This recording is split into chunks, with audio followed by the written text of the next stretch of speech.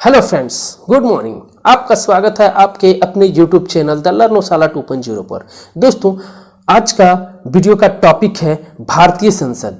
ठीक है, भारतीय संसद। दोस्तों, यह टॉपिक बहुत ही यूजफुल एंड फायदेमंद होने वाला है। ठीक है, इसलिए दोस्तों वीडियो को अंत तक जरूर देखें। साथ ही वीडियो का क्वालिटी एंड कंटेंट यदि आप लोगों को पसंद आए तो चैनल को लाइक, शेयर एंड सब्सक्राइब जरूर कर लें। ओके दोस्तों, इसी तरह और भी यह टॉपिक बहुत ही इंपॉर्टेंट है, इसलिए आप लोग वीडियो को अंत तक जरूर देखें। तो आइए क्वेश्चन की शुरुआत करते हैं। भारतीय संसद। ओके दोस्तों, भारतीय संसद। तो इसका पहला क्वेश्चन की शुरुआत हम लोग करते हैं। भारत की संघीय व्यवस्थापिका को किस नाम से जाना जाता है? ठीक है, भारत के संघीय व्यवस्थापिका को किस नाम से जाना जाता है? तो इसका राइट आंसर हो जाएगा दोस्तों ऑप्शन डी, संसद। ठीक है, ऑप्शन डी, संसद। चलिए नेक्स्ट क्वेश्चन की ओर हम लोग बढ़ते हैं। Question number 2। भारतीय संसद में कितने सदन है? भारतीय संसद में कितने सदन है? तो इसका राइट आंसर हो जाएगा दोस्तों ऑप्शन बी, 2 सदन है। कौन कौन से सदन है? तो आइए मैं बतला देता हूं आप लोगों को। लोकसभा पहला और दूसरा राज्यसभा।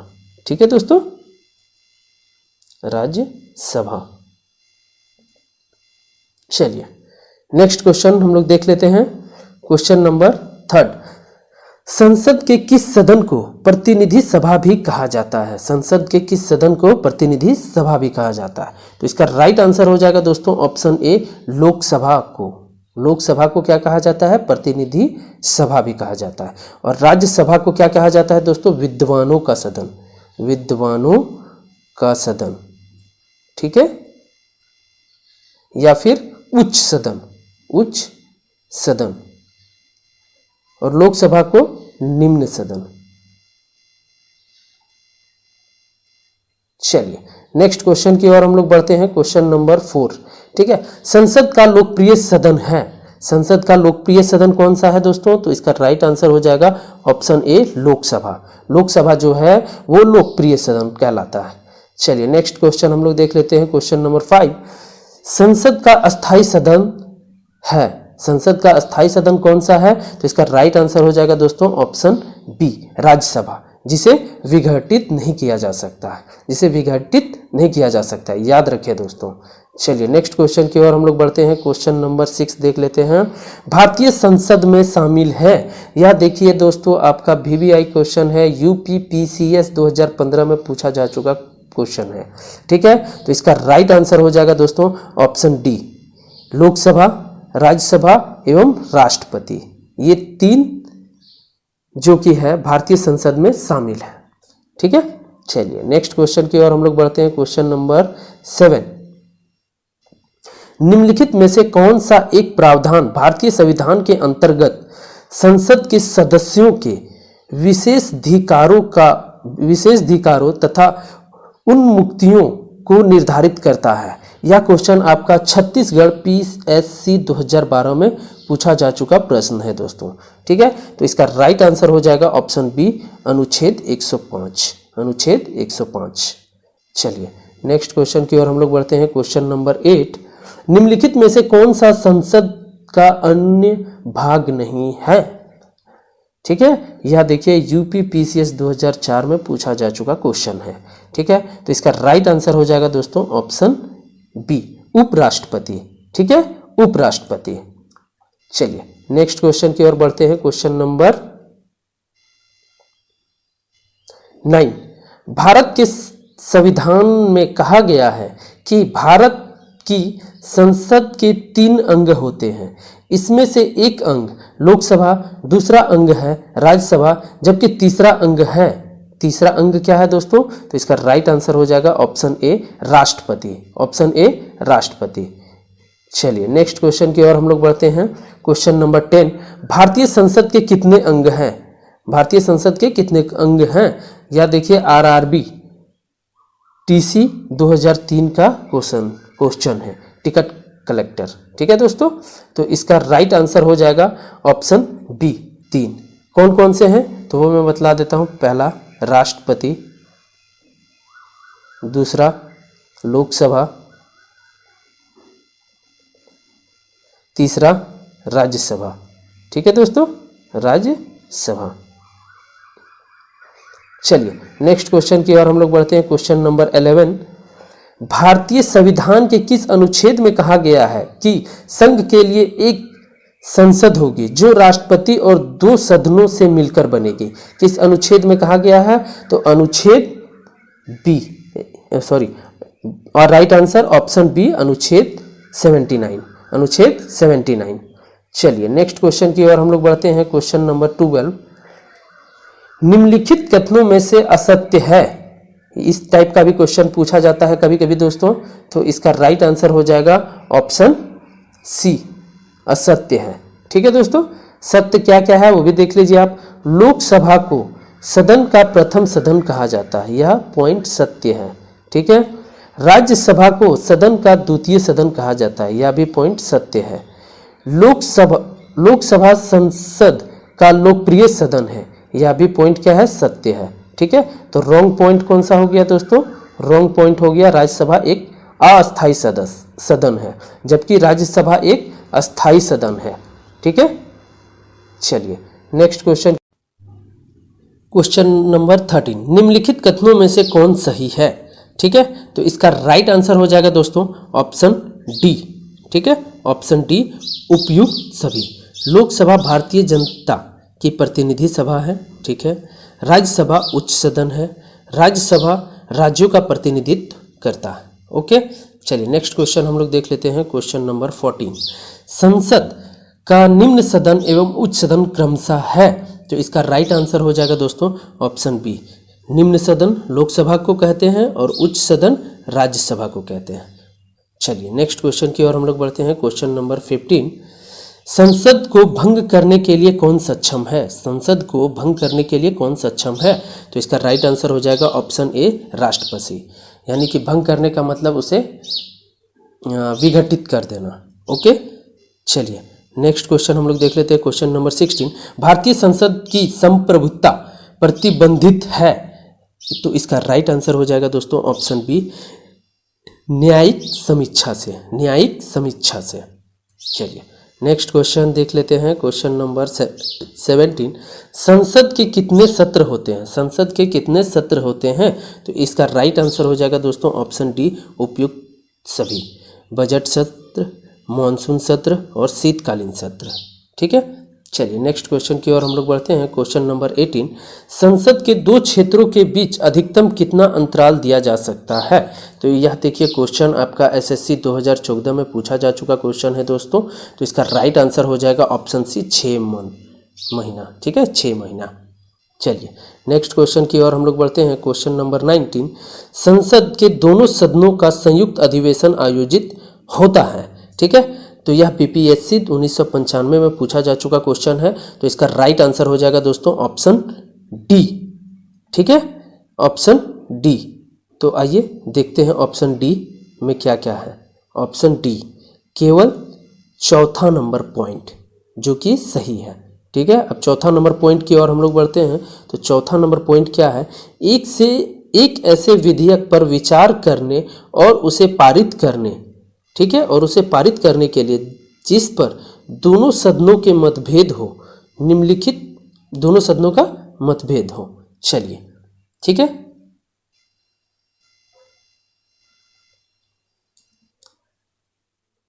नेक्स्ट क्वेश्चन की ओर हम लोग बढ़ते हैं दोस्तों। Question number 20,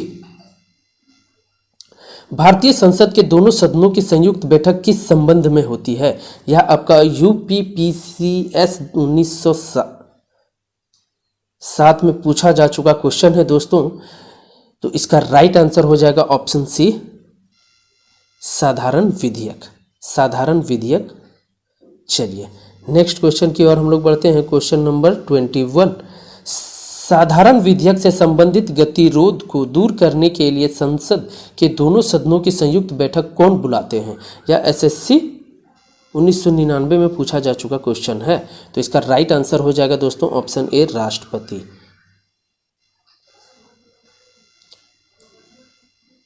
question number 22, Lok Sabha Rajya Sabha की संयुक्त बैठक कब होती है?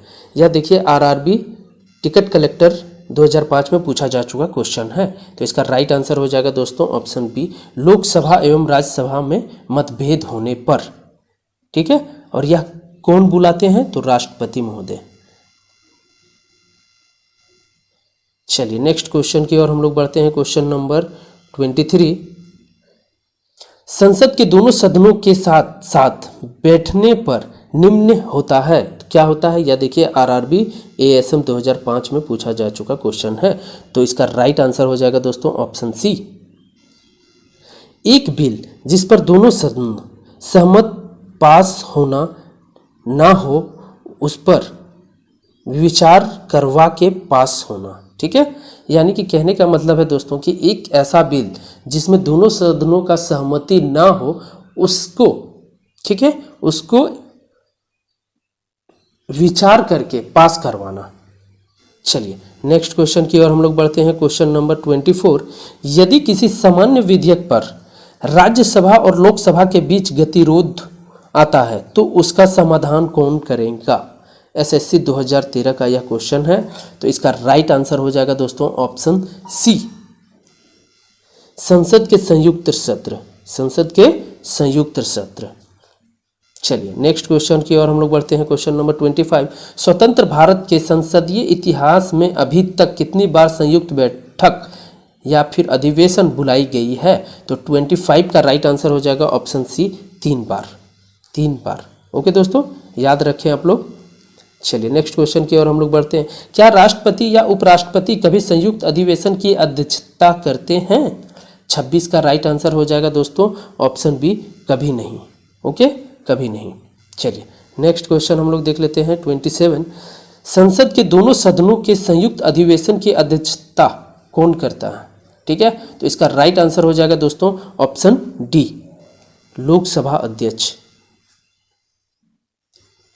नेक्स्ट क्वेश्चन की ओर हम लोग बढ़ते हैं। क्वेश्चन नंबर 28, संसद के संयुक्त बैठक को कौन संबोधित करता है? ठीक है, तो 28 का राइट आंसर हो जाएगा दोस्तों ऑप्शन डी, राष्ट्रपति महोदय। राष्ट्रपति महोदय, याद रखिए दोस्तों आप लोग इस पॉइंट को। चलिए 29, भारत के संसद के दोनों सदनों की संयुक्त बैठक किस लिए आयोजित की जाती है? तो यह क्वेश्चन आपका एनडीए या एनए, नेशनल एकेडमी या फिर नेशनल डिफेंस एकेडमी 2008 में पूछा जा चुका क्वेश्चन है। तो इसका राइट आंसर हो जाएगा दोस्तों ऑप्शन डी। ठीक है, ऑप्शन डी। ऑप्शन डी क्या कहता है वो भी देख लेते हैं। उस विधेयक पर विचार करने तथा उसे पारित करने के लिए जिस पर दोनों सदनों में मतभेद हो। संसद के संयुक्त अधिवेशन में विधेयक पारित होता है। तो इसका राइट आंसर हो जाएगा दोस्तों ऑप्शन डी। Option D. आइए देख लेते हैं ऑप्शन डी क्या है। ऑप्शन डी, दोनों सदनों के कुल उपस्थिति तथा मतदाता सदस्यों के 2/3 बहुमत के द्वारा। ठीक है, नेक्स्ट क्वेश्चन की ओर हम लोग बढ़ते हैं। क्वेश्चन नंबर 31, संविधान संशोधन प्रस्ताव के संबंध में दोनों सदनों में मतभेद होने की स्थिति में इसका राइट आंसर हो जाएगा दोस्तों ऑप्शन डी, प्रस्ताव गिर जाएगा। प्रस्ताव गिर जाएगा। चलिए नेक्स्ट क्वेश्चन की ओर हम लोग बढ़ते हैं।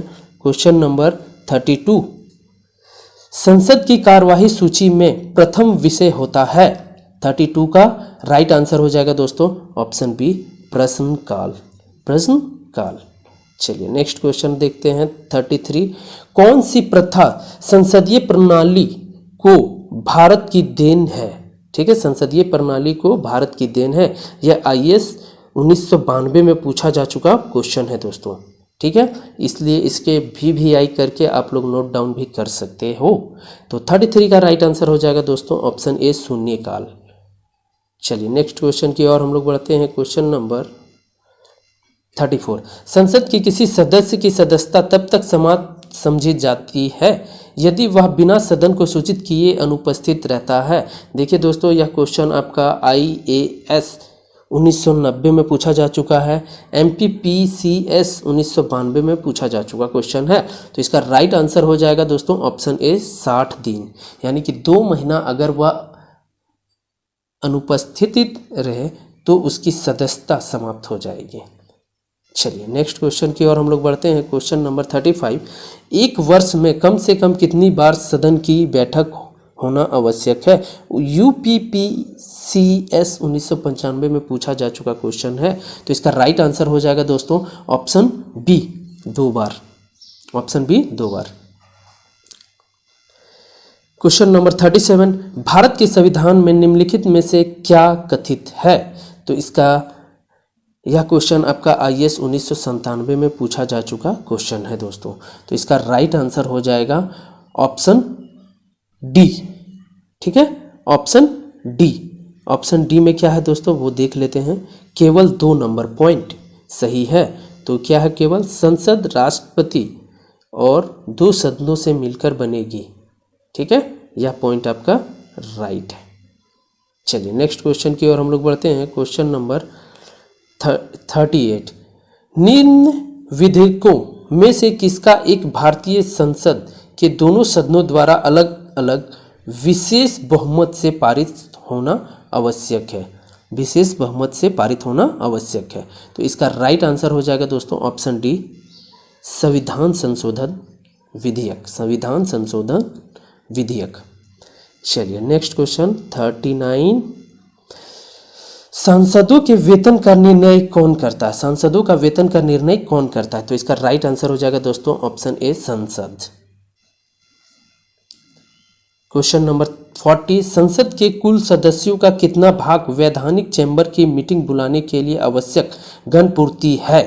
तो इसका यह आरआरबी 2003 का क्वेश्चन है दोस्तों। इसका राइट आंसर हो जाएगा ऑप्शन ए, 1/10, 1/10। क्वेश्चन नंबर 41, संसदीय प्रणाली वाली सरकार को अन्य किस नाम से जाना जाता है? एसएससी 1999 में पूछा जा चुका क्वेश्चन है। तो आप लोग नोट डाउन कर लो। तो 41 का राइट आंसर हो जाएगा दोस्तों ऑप्शन सी, संघीय सरकार। क्वेश्चन नंबर 42, भारत की संसद के बारे में निम्नलिखित में से क्या सही नहीं है? एनडीए 2018 में पूछा जा चुका क्वेश्चन है। तो इसका राइट आंसर हो जाएगा दोस्तों ऑप्शन बी, लोकसभा में मनोनीत सदस्य नहीं होते।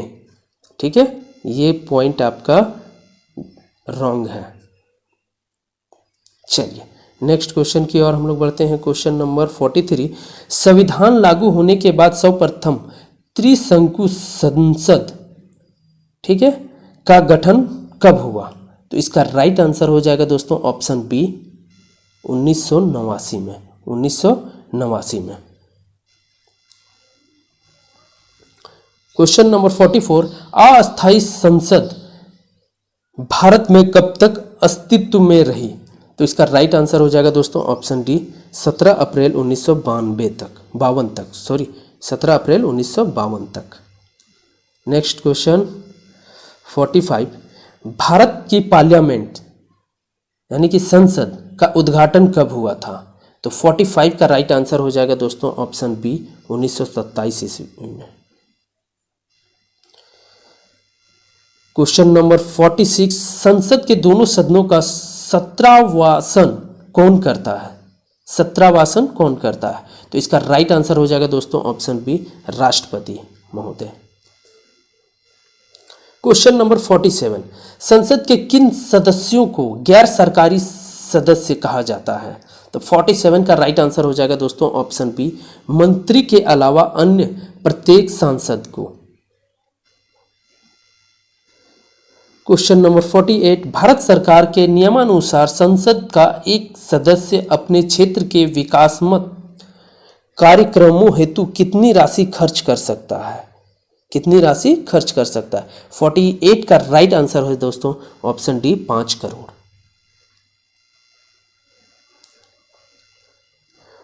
क्वेश्चन नंबर 49, किसी संसद सदस्य की अयोग्यता के संदर्भ में निर्णय कौन करता है? तो इसका राइट आंसर हो जाएगा दोस्तों ऑप्शन सी, राष्ट्रपति महोदय। क्वेश्चन नंबर 50 या इस वीडियो का लास्ट क्वेश्चन है दोस्तों, भारत की संचित निधि से धन निर्गम पर किसका नियंत्रण है? यूपीपीसीएस 2000 में पूछा जा चुका क्वेश्चन है। तो इसका राइट आंसर हो जाएगा दोस्तों ऑप्शन बी, संसद, ऑप्शन बी, संसद। आइए टेस्ट का क्वेश्चन हम लोग देख लेते हैं और इसका आप लोगों को कमेंट बॉक्स में इसका आंसर देना है दोस्तों। और ये VVI क्वेश्चन मैंने लिया है जो कि IS 1997 में पूछा जा चुका क्वेश्चन है। संसद के दो क्षेत्रों के बीच अधिकतम कितना अंतराल दिया जा सकता है? तो ऑप्शन ए 1 महीना, ऑप्शन बी 3 महीना, ऑप्शन सी 6 महीना, ऑप्शन डी 12 महीना। दोस्तों इसका आंसर आप लोग कमेंट बॉक्स में जरूर दें, ठीक है। साथ ही आप लोगों को वीडियो का क्वालिटी और कंटेंट पसंद आ रहा हो तो आप लोग लाइक शेयर एंड सब्सक्राइब जरूर करें। ओके, जय हिंद, जय भारत।